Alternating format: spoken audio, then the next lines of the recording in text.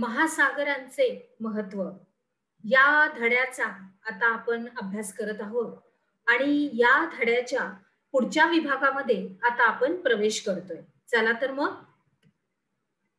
आता एक छोटासा प्रयोग आहे. बघूया काय आहे. करून पहा. एक वाटी पातळ पोहे.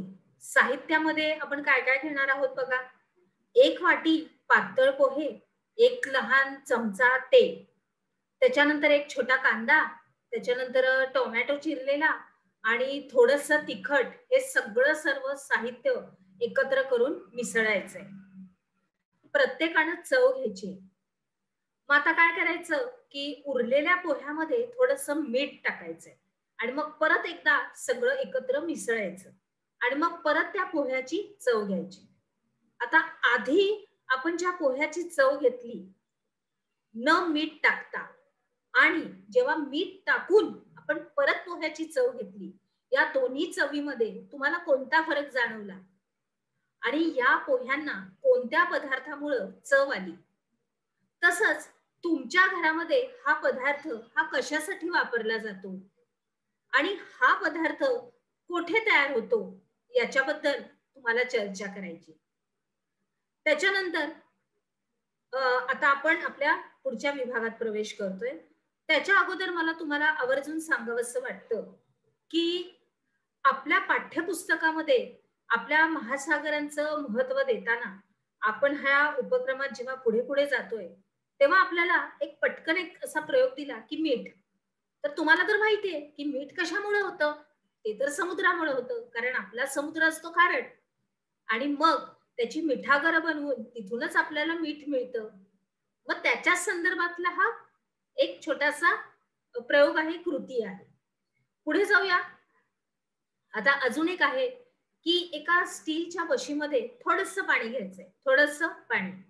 त्याच्यानंतर पाणी शक्यतो तुम्ही कुठलं घ्यायचंय तर बोरवेलचं.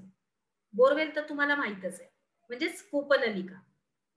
त्याच्यानंतर हे पाणी आपण उन्हात ठेवायचं. कुठं ठेवायचं? उन्हात ठेवायचं ती बशी.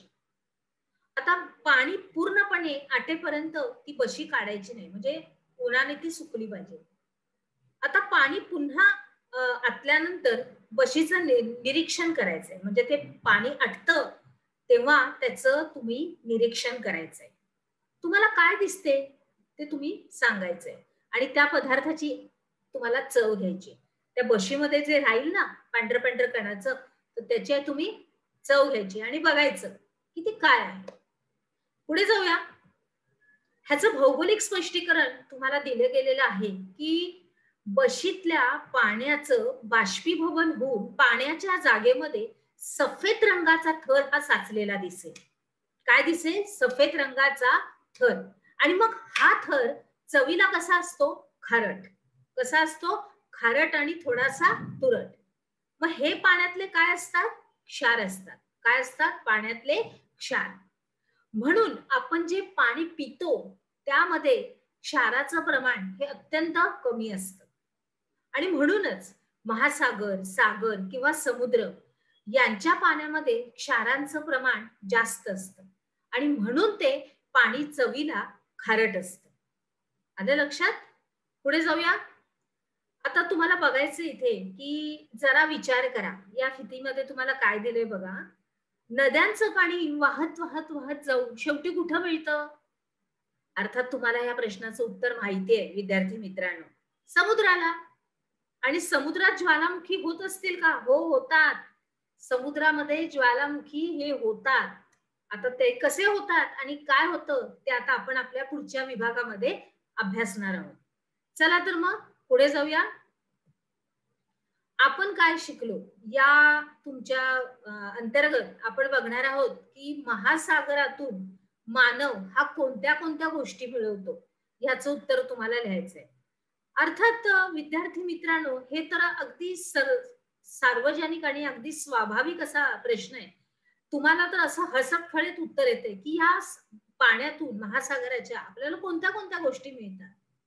अर्थात तुम्हाला याची नोंद तुमच्या वहीमध्ये पण करून ठेवायची आहे. चला तर मग आता आपण आपल्या पुढच्या विभागामध्ये प्रवेश करू.